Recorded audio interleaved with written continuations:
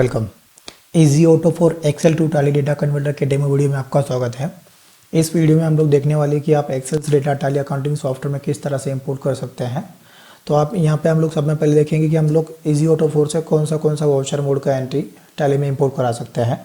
तो हम लोग इजी ऑटो फोर से बैंक स्टेटमेंट इंपोर्ट करा सकते हैं और GSTR2A इंपोर्ट करा सकते हैं, सेल्स विथ इन्वेंट्री करा सकते हैं, मल्टीपल लेजर्स ले सकते हैं, मल्टीपल डिस्काउंट के लेजर ले सकते हैं, इसमें परचेज विद इन्वेंट्री कर सकते हैं, डेबिट नोट विद इन्वेंट्री कर सकते हैं, credit note with inventory import हो सकता है, जर्नल का आप एंट्रीज इंपोर्ट करा सकते हैं, पेमेंट का एंट्रीज आप इंपोर्ट करा सकते हैं, रिसिप्ट्स का एंट्री आप इंपोर्ट करा सकते हैं, कॉन्ट्रा का एंट्री आप इंपोर्ट करा सकते हैं। तो इतने सारे यहाँ पे वाउचर टाइप्स अवेलेबल है जो आप इजी ऑटो 4 के थ्रू एक्सेल से टैली में इंपोर्ट करा सकते हैं।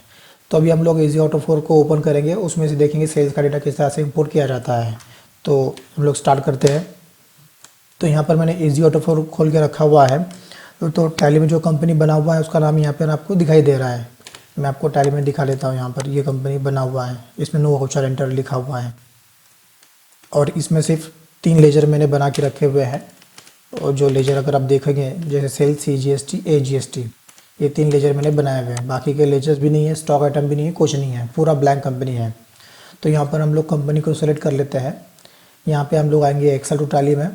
यहाँ पर मल्टीपल ऑप्शंस आपको दिए गए हैं। तो हम लोग जो यूज़ करने वाले हैं वो कॉलमनर वाउचर रजिस्टर यूज़ करने वाले हैं। तो कॉलमनर वाउचर रजिस्टर में आते हैं। यहाँ पर यूज़ टेम्पलेट में क्लिक करने से हमारे सामने एक एक्सेल का टेम्पलेट खोल देगा। ये एक्सेल का टेम्पलेट यहाँ पे खुल चुका है। ठीक है, अभी इसमें हम लोग देख लेते हैं कि कौन सा फील्ड्स यहाँ पर अवेलेबल है। तो सब में पहले यहाँ पे डेट आ रहा है, वाउचर रेफरेंस नंबर आ रहा है, वाउचर नंबर आ रहा है, डेबिट लेजर जो उसको हो रहा है मतलब कैश में सेल हुआ है, क्रेडिट में सेल हुआ है, पार्टी का नाम यहाँ पे आ रहा है।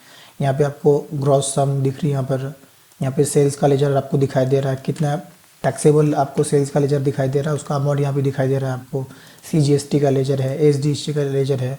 आप इस तरह से भी ले सकते हैं, कॉमन लेजर भी ले सकते हैं। अगर आप चाहते हैं कि आपको सेल्स लेजर परसेंटेज के हिसाब से बनाने हैं तो आप वैसा भी कर सकते हैं, जिसके लिए आप ये कॉलम को बढ़ा सकते हैं। फिलहाल में यहाँ पे आपको 3 दिख रहे हैं। अगर आप कॉलम्स को बढ़ाना चाह रहे हैं तो यहाँ पे आप सेटिंग में जाके जितने चाहे उतने कॉलम्स आपकी इस रिक्वायरमेंट के हिसाब से बढ़ा सकते हैं। फिलहाल में मैं आपको कॉमन लेजर में लेके दिखा रहा हूँ उसको। ठीक है, यहाँ पे आपका नरेशन आ गया। इसके बाद में से यहाँ पे आपको इन्वेंट्री का डिटेल्स आपको दिखाई दे रहा है। फिर कितना क्वांटिटी आपने सेल किया हुआ है, क्या रेट है, उसका रेट इंटू क्वांटिटी करके जो अमाउंट आता है वो यहाँ पर आ गया है। यहाँ पर लोकेशन आ गया है। और आगे भी हम लोग देखते हैं कि कौन सी डिटेल्स यहाँ पे अवेलेबल है। ठीक है, तो यहाँ पे GST को लगने वाली डिटेल्स यहाँ पर अवेलेबल है। जैसे स्टेट आ गया, यहाँ पर मैं इसको चेंज कर देता हूँ, अंडरस्टूड पब्लिक कंज्यूमर। ये हम लोग टैली प्राइम के अंदर में चेंज हो गया, तो उसके हिसाब से यहाँ पर हमने इसको चेंज कर लिया। अगर GST नंबर रहेगा तो GST नंबर डालेंगे। प्लेस ऑफ सप्लाई तो प्लेस ऑफ सप्लाई यहाँ पर आ गया है, कंट्री यहाँ पर आ गया है। और आगे देखेंगे हम लोग यहाँ पे स्टॉक के लिए, तो यहाँ पे HSN का डिस्क्रिप्शन आ रहा है, HSN का कोड यहाँ पे आ रहा है, गुड्स का टाइप दिया हुआ है, सॉरी सप्लाई टाइप दिया हुआ है, एप्लीकेबल कहाँ से हो रहा है, कैलकुलेशन किस पे होना चाहिए, कितना परसेंटेज लगा हुआ है, ये सारी डिटेल्स यहाँ पे दी हुई है। तो आप ये डिटेल्स हमारे टेम्पलेट में कॉपी पेस्ट करा सकते हैं या मैपिंग करा के इंपोर्ट करा सकते हैं। अब ये आपका ज़रूरी नहीं कि फॉर्मेट हमारे फॉर्मेट से मैच रहेगा, तो आप मैपिंग करा के इंपोर्ट करा सकते हैं। यहाँ पे एग्जांपल आपको दिखा रहा हूँ मैं। देखिए यहाँ पर मैपिंग के लिए ऑप्शन दिया हुआ है। तो इस तरह से अगर आपके रेफरेंस नंबर A में तो यहाँ पर हम लोगों का रेफरेंस नंबर के कॉलम में आप A मैप कर देंगे, डेट अगर B में तो आप B मैप कर देंगे। तो इस तरह से आप यहाँ पे मैपिंग कर सकते हैं। ठीक है, तो फिलहाल में मैंने यहाँ पर डेटा डाल के रखा हुआ है, यही मैं आपको जनरेट करके दिखाने वाला हूँ। तो यहाँ पे हम लोग इसको सेव एंड जनरेट में क्लिक करते हैं। ये यहाँ पर एंट्रीज आपका जनरेट हो गया। इसको हम लोग रिफ्रेश करके इजी ऑटो 4 में आ जाएंगे। यहाँ पर हम लोग इजी ऑटो 4 में आ गए। इसको मैं रिफ्रेश एंट्रीज फ्रॉम एक्सेल में क्लिक कर रहा हूँ, तो बता रहा है कि एक्सेल से 3 एंट्रीज इंपोर्ट हो रहा है। हमने कहा ठीक है, 3 कॉलम का एंट्री इंपोर्ट हो रहा है।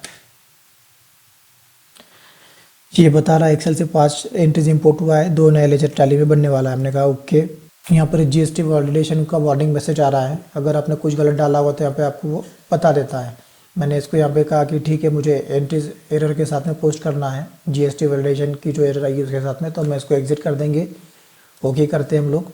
और यहाँ पे हम लोग बुक इन टैली में क्लिक करेंगे। उससे पहले अगर आप देखना चाहते हैं कि कौन से स्टॉक आइटम्स नए आपके बनने वाले, तो यहाँ पर मैं आपको अगर क्लिक करते हो तो यहाँ पे आपको लिस्ट ऑफ स्टॉक आइटम्स आपको मिल जाता है।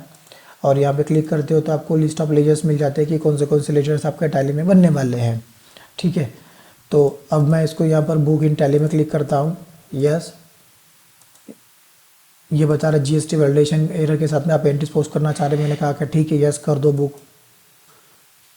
ये सब में पहले जो स्टॉक आइटम्स नहीं है वो बना लेगा, जो लेजर्स नहीं है वो बना लेगा, और आपका एंट्री टैली में यहाँ पे पोस्ट हो गया। हम लोग टैली में जाके देखेंगे यहाँ पर, तो देखिए आपका एंट्री यहाँ पे आ चुका है। हम लोग जाएंगे डिस्प्ले डे बुक के अंदर में, डे बुक में जाएंगे हम लोग, और यहाँ पे देखिए आपका एंट्री जैसे आपने एक्सेल में रखा था उसी तरह से यहाँ पर टैली में भी ये पोस्ट हो चुका है।